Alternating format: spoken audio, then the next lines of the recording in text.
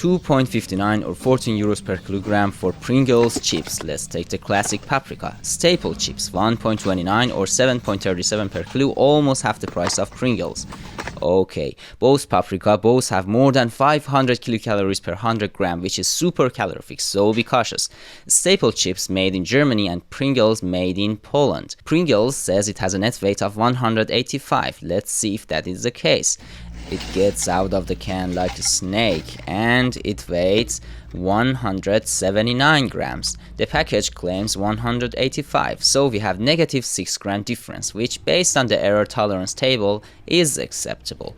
Now the staple chips. The package says 175 and the result oddly the same, 179. So both staple and Pringles had the same weight, although the Pringles claims to be 10 gram heavier on the packaging. They almost taste the same, none of them really spicy. Staple is a bit more sour, maybe slightly more dense in texture, but the difference is not really noticeable, in my opinion. For more honest food reviews, now follow Penguin Yum Yum.